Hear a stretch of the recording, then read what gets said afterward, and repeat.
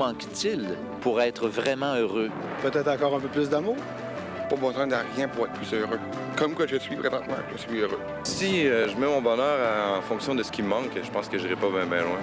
La santé. La santé, j'ai un handicap depuis ma naissance, disons que je saurais pas si ça me rendrait plus joyeux. Pour être complètement heureux, je pense qu'il faudrait que les gens arrêtent de suivre juste à la beauté puis à l'apparence physique. Un pays indépendant pour le Québec, oui. C'est ça qui me rendrait heureux.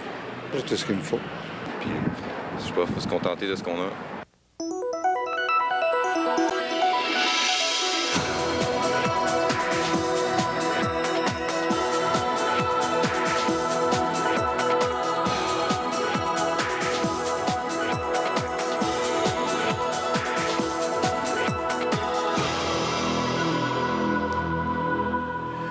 Bonjour à tous et re-bienvenue à l'émission L'heure de la bonne nouvelle. Encore une fois cette semaine, nous poursuivons le développement de notre thème « Reviens à ton Père » avec François et Gaston qui sont avec nous encore une fois.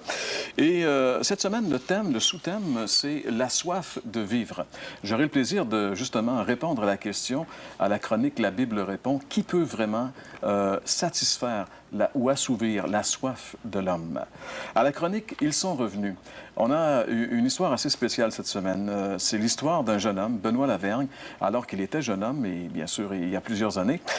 Il avait décidé de vivre cette aventure de jeunesse qu'il avait planifiée, une aventure vraiment spéciale, mais son aventure ne s'est pas terminée comme il croyait qu'elle se serait terminée. Alors, pour en savoir davantage, demeurez avec nous. Comme artiste invité cette semaine, Agathe Chrétien va interpréter le chant un chant qui s'appelle « J'ai le temps ». Et c'est Gaston qui va faire le message cette semaine, un message sur la soif de vivre. En effet. François, lors de notre Vox Pop, là, on a vu vraiment beaucoup de personnes avoir des opinions vraiment différentes sur ce sujet. Qu'est-ce qui peut vraiment donner le bonheur? Bien, c'est ça. On peut dire, sans se tromper, qu'il y a presque autant d'opinions que de personnes qui ont répondu. Et puis, c'était très varié, en passant par l'amour, en passant par rien, on a besoin de rien. D'autres ont parlé de santé, etc. Il y a vraiment plusieurs opinions. Mais qu'est-ce qui est intéressant, c'est qu'est-ce que la Bible nous dit à propos de ça? C'est quoi l'opinion de Dieu? Lui, là, bien, c'est lui qu'on va sonder aujourd'hui. Et justement, à la chronique La Bible répond, on répond à cette question. Qui peut vraiment assouvir la soif de l'homme? Écoutons cette chronique.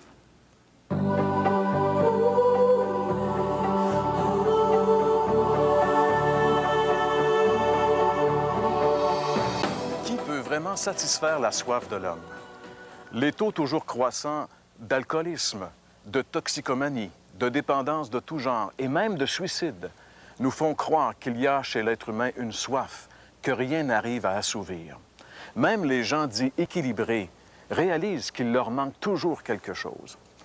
Ne serait-ce pas Jésus qui serait la réponse à ce grand besoin de l'homme?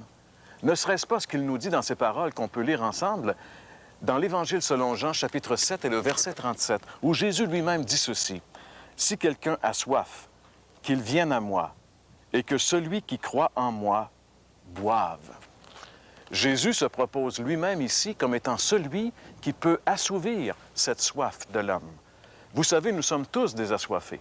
Nous avons tous soif, soif d'amour, soif de vérité, soif de certitude face à l'éternité, soif de vivre une vie pleine sur cette terre. Alors pourquoi ne pas accepter l'invitation que Jésus nous offre aujourd'hui? Jésus est vraiment celui et le seul qui peut assouvir la soif de l'homme.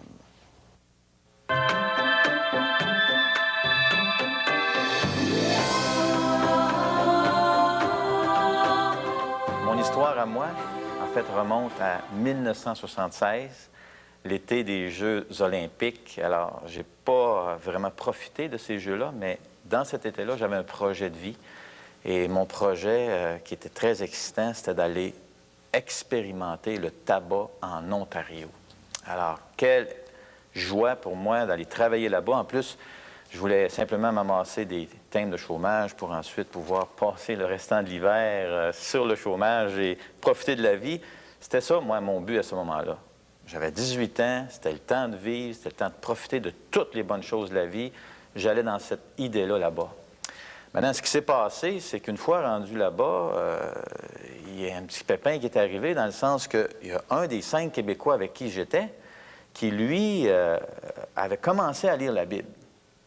Puis il était vraiment excité avec qu'est-ce qu'il y avait dans la Bible, et puis il nous en parlait. À chaque jour, il nous en parlait. Alors, il voulait qu'on lise la Bible. Il nous parlait qu'un jour, Jésus reviendrait sur la terre, que la fin du monde, bon, est proche, et ces choses-là. À un moment donné, je ne peux pas dire que ça m'intéressait vraiment, mais il était tellement insistant que j'ai dit, passe-moi là donc ta Bible, je vais regarder qu'est-ce qu'il y a là-dedans. Nous autres, on finissait de travailler de bonne heure, fait qu'on avait du temps.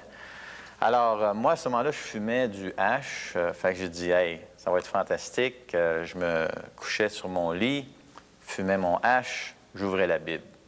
Puis là, j'avais, comme on dit, les pieds sur terre, mais la tête d'un nuage.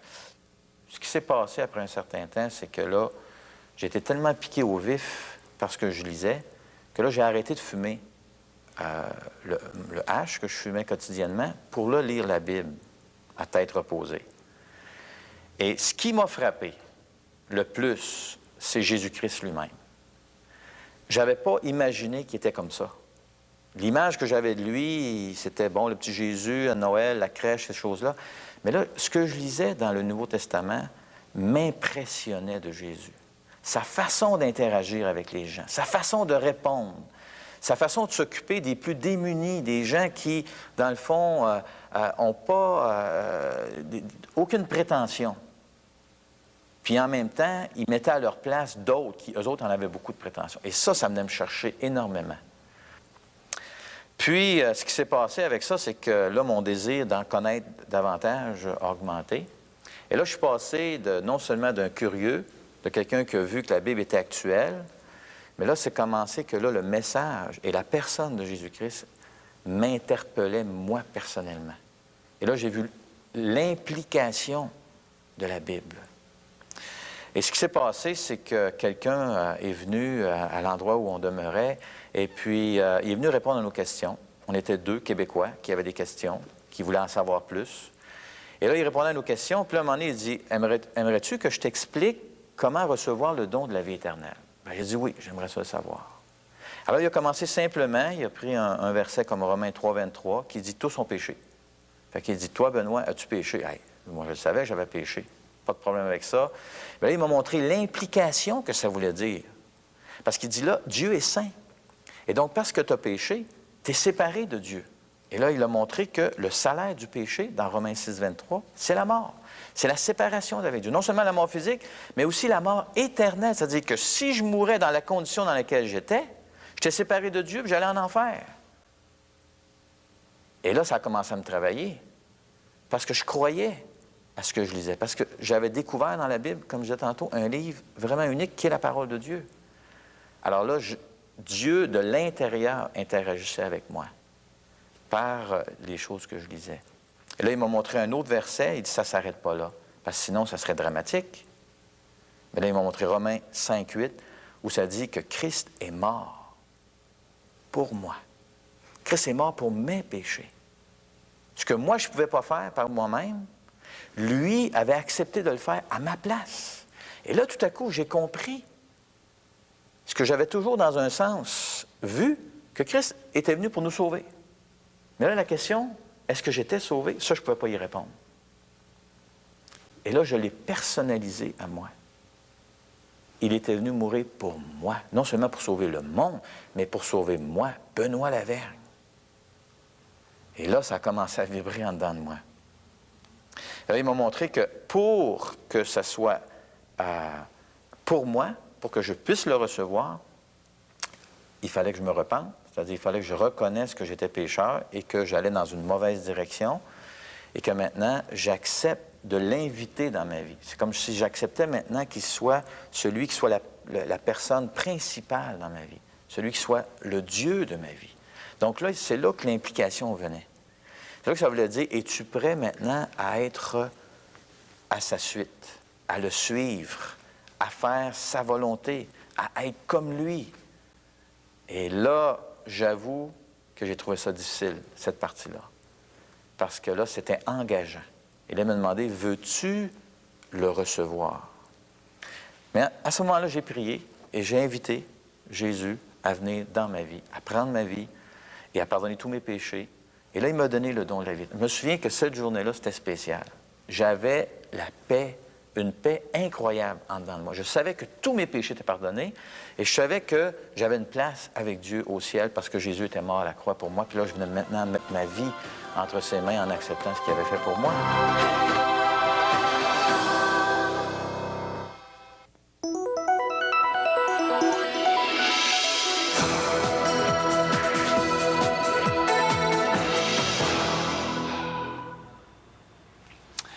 La première partie du témoignage de Benoît, c'est comme, en fait, la parabole du prodigue. Et justement, aujourd'hui, on veut voir, comme thème, on veut voir la soif de vivre. Et c'est justement ce que les gens recherchent. Et sans doute que pour vous, aujourd'hui, là, plusieurs d'entre vous, vous vivez un peu cette même expérience. Puis là, je voudrais quand même vous inviter à une lecture de la parole, seulement quelques versets pour justement nous placer dans le contexte de cette parabole du prodigue.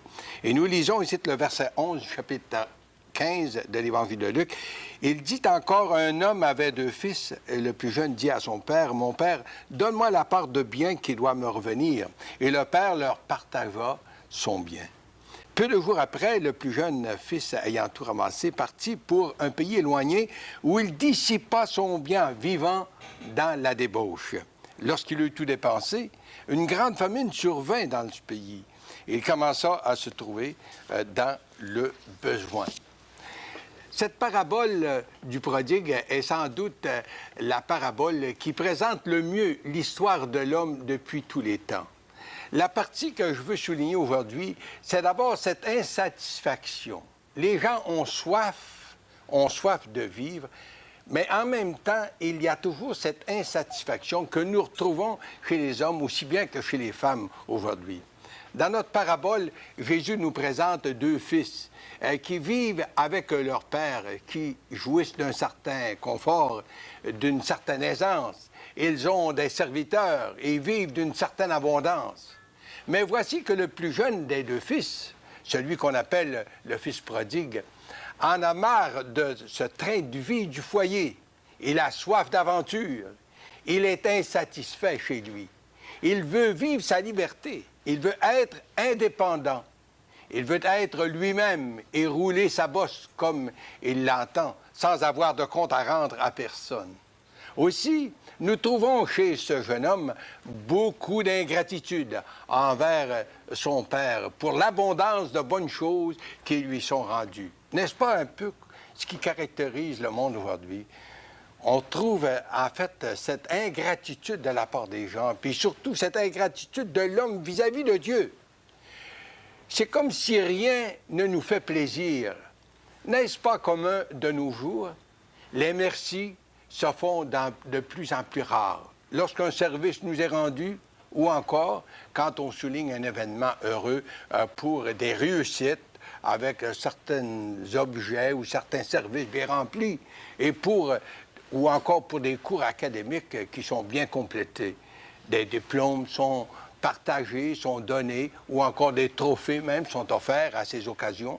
Mais merci se fait de plus en plus rare.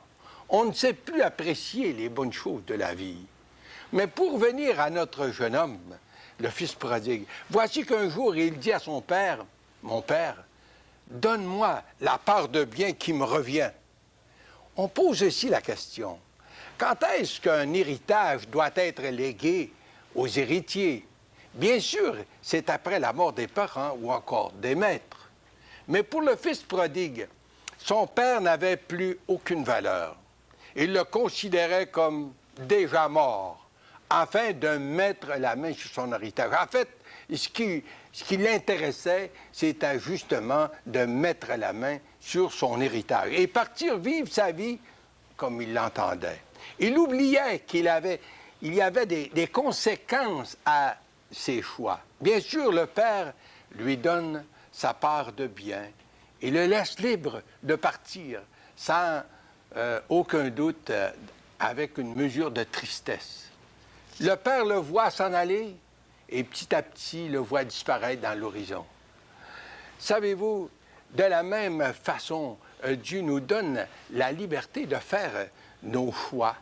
Et nous sommes seuls responsables de nos choix. Très souvent, les gens vont nous dire, si Dieu existe, pourquoi? Pourquoi est-ce qu'aujourd'hui, il laisse les gens, là,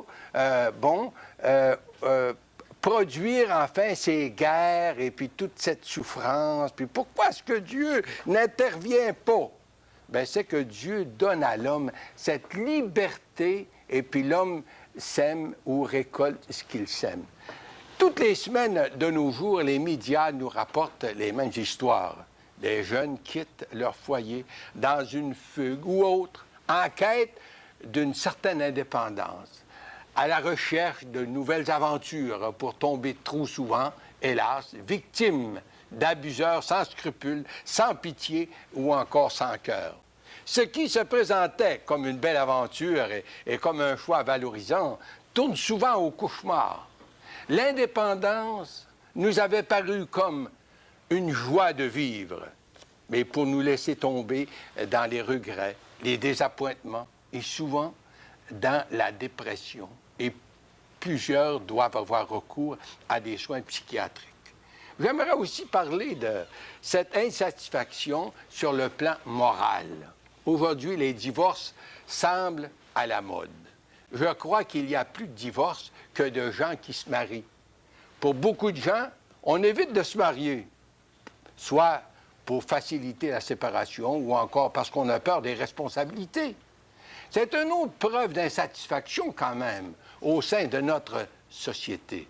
Cette insatisfaction se retrouve également sur le marché du travail. On n'est jamais satisfait avec ce qu'on gagne. On en veut toujours plus.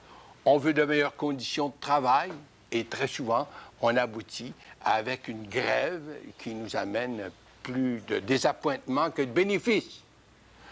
Ah, bien sûr, je ne veux pas faire la morale ici aux employeurs ou bien non aux employés, mais tout simplement pour dire que quand même que la Bible enseigne aux employeurs qu'ils doivent donner à leurs ouvriers ce qui leur revient, puis aux employés bien, de rendre les services qu'ils doivent à leur employeur.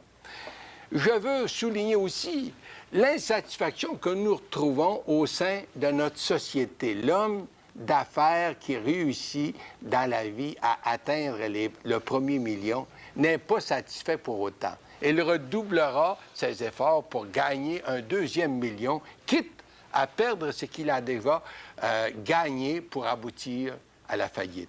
La Bible dit bien que l'amour de l'argent est la racine de tous les maux. La Bible nous rappelle que dans les derniers temps, les gens seront égoïstes, amis de l'argent, plus que Dieu. Les plaisirs du monde sont un peu comme des feux d'artifice. C'est beau sur le moment, mais ça ne dure pas longtemps. Cette insatisfaction que nous retrouvons dans à peu près tous les rangs, toutes les couches de notre société prouve une chose. Le cœur de l'homme est vide et rien au monde, que ce soit l'argent, les plaisirs, les amis, rien de cet ensemble de choses qui font partie de notre société, de notre monde, ne peut répondre aux besoins du cœur humain.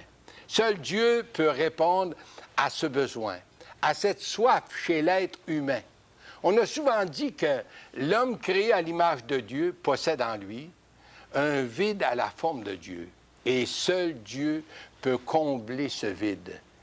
Mais Dieu a mis devant les gens un moyen. Et justement, qui que nous soyons, Dieu veut vraiment nous réconcilier avec lui. Il nous a préparé un chemin pour retourner vers lui. Et ce chemin se retrouve dans la personne de son Fils Jésus. En Jean chapitre 14 et le verset 6, c'est Jésus qui dit « C'est moi le chemin, la vérité et la vie. Et nul ne vient au Père que par moi. » La religion ne mène nulle part. Cher ami, êtes-vous aujourd'hui insatisfait de la vie? Êtes-vous désappointé et victime d'abus de la part de soi-disant amis ou autres? Êtes-vous malheureux, mal compris et même abandonné par vos proches? Est-ce que vous désespérez d'atteindre un jour le bonheur, la paix et la joie de vivre un jour? Cher ami, le chemin véritable qui mène au bonheur, au pardon, à la paix du cœur et à la joie de vivre se trouve seulement en Jésus et pas ailleurs. Aujourd'hui, il vous tend les mains.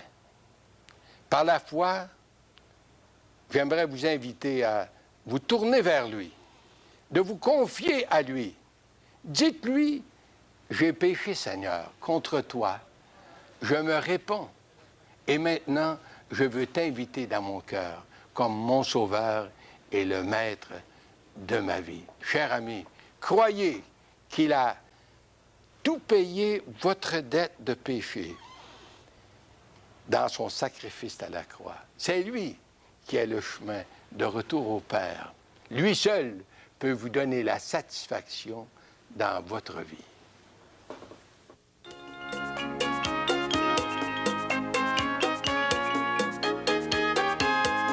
Aujourd'hui tu te dis, oh j'ai le temps, je veux vivre ma vie au temps présent, connaître l'amour, gagner de l'argent, pourquoi me soucier de l'éternité? Car aujourd'hui je suis en bonne santé, de toute façon j'ai le temps d'y penser, mais c'est aujourd'hui le jour du salut, c'est le temps de donner ta vie à Jésus. Tu dois reconnaître que tu es perdu et que lui seul peut laver tous tes péchés. C'est pour toi et moi qu'il s'est sacrifié. Maintenant c'est à toi, oui, de décider.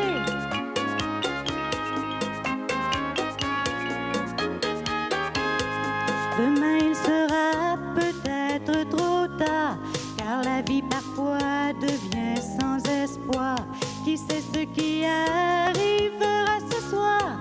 Dieu donne la vie comme il peut l'enlever. Il a tout pouvoir sur ce qu'il a créé. Ne perds pas la vie pour la liberté. Mais c'est aujourd'hui le jour du salut. C'est le temps de donner ta vie à Jésus. Tu dois reconnaître que tu es perdu et que lui seul peut laver tous tes péchés. C'est pour toi et moi qu'il s'est sacrifié. Maintenant c'est à toi, oui, de décider. Mais c'est aujourd'hui le jour du salut. C'est le temps de donner ta vie à Jésus. Tu dois reconnaître que tu es perdu et que lui seul peut laver tous tes péchés. C'est pour toi et moi qu'il s'est sacrifié. Maintenant c'est à toi, oui, de décider. C'est pour toi et moi qu'il s'est sacrifié. Maintenant c'est à toi, oui, de décider. Merci beaucoup, Agathe Chrétien, qui interprétait ce chant. Et dans ce chant, il y a quand même une grande réalité. Justement, très souvent, on remet à plus tard, les choses importantes, particulièrement de se mettre en règle avec Dieu pour l'éternité. Et comme quelqu'un l'a déjà dit, plusieurs qui prévoient mourir à minuit meurent malheureusement à minuit moins 5 et ils n'ont pas pris le temps de se préparer. Alors, c'est important quand même de penser à l'éternité. C'est clair. Je suis impressionné parce qu'elle dit dans sa chanson, « Je suis jeune, j'ai le temps d'y penser, je suis en bonne santé. » Et puis ça, c'est des arguments pour de vrai que des fois, on le dit peut-être pas vraiment lorsqu'on réalise que Dieu nous appelle, mais au fond, c'est ça qu'on pense. Et puis, un de mes amis à moi, le 30 ans passé, avait eu, pendant que moi, j'étais en grand combat face au message de l'Évangile, où j'étais tourmenté avec le message de l'Évangile, littéralement, un de mes copains à moi aussi était tourmenté. Et puis, je me rappelle, une fois, il m'avait dit, non, il dit, je veux vivre ma vie, je veux vivre ma vie. Puis, c'était dans des pleurs qui disaient ça. Je voyais le tourment qui était le sien. Et puis, je me rappelle, il avait quitté ma voiture pour s'en aller. Et puis, malheureusement, ce jeune homme, quelques années après, il avait à peine 21 ans, il a été tué dans un accident d'automobile. Et je me rappelle que moi, je m'étais dit, il n'a pas eu le temps vraiment, ou en fait, il n'a pas pris le temps d'y penser. Puis moi, personnellement, ça m'a bouleversé. Puis au fond, chacun d'entre nous, on a cette histoire-là, en quelque part, qui nous rejoint. En tout cas, moi, j'ai pris cette décision positive face à l'Évangile, mais on est tous appelés, les uns les autres, à prendre une décision. Oui, puis l'Écriture de dire, hein, de nous rappeler, ne te vante pas du lendemain parce que tu ne sais pas ce qu'un jour peut enfanter. Tu sais, c'est pas nous autres qui avons choisi le jour de notre naissance, puis c'est pas nous autres non plus qui choisi le jour de notre départ. Et puis ça, là, avec des gens, là, ça peut arriver prématurément, puis ça peut arriver très, très, très vite, très subitement même. Malheureusement, ça arrive souvent. C'est ça qui est malheureux. Les faits sont là quand même. Ouais, hein? C'est quelque chose de... Alors, c'est de prendre au sérieux ce que Dieu nous dit. Il nous dit, c'est aujourd'hui le jour du salut. Si vous entendez ma voix, n'endurcissez pas votre cœur. Donc, si vous avez entendu le message de l'Évangile, l'appel du Seigneur Jésus-Christ pour vous aujourd'hui, n'hésitez pas et ne remettez pas à demain la décision que vous avez à prendre, la bonne décision, celle de confier votre vie au Seigneur Jésus-Christ dès maintenant. On aimerait profiter des dernières secondes de l'émission pour vous rappeler qu'il y a bien sûr des déjeuners de l'espoir qui sont présentés un petit peu partout. Très souvent, nous avons à assister à certains déjeuners et on vous invite à venir nous rencontrer. Cette semaine, aucun d'entre nous n'assiste à un déjeuner, mais par contre, on vous invite à téléphoner au numéro de téléphone qui va apparaître dans un petit instant, puisque peut-être que dans votre localité, il y en a un déjeuner auquel vous pouvez assister gratuitement et entendre le merveilleux message de l'Évangile. Ben voilà, c'est déjà presque tout le temps qui est à notre disposition pour aujourd'hui. On vous invite à être de nouveau à l'écoute de l'heure de la bonne nouvelle qui va revenir la semaine prochaine, même heure, bien sûr, même poste. Et encore une fois, si vous avez des questions, on aimerait remercier les gens qui nous ont écrit depuis le tout début de la série. Si vous avez des questions, n'hésitez pas à nous écrire. Chaque lettre est considérée sérieusement et on fait notre possible pour chercher des réponses dans la parole de Dieu pour répondre à vos interrogations. Donc, n'hésitez pas, écrivez-nous et on vous donne rendez-vous la semaine prochaine pour une autre émission de l'heure de la bonne nouvelle. Passez une bonne semaine et on vous dit à la semaine prochaine.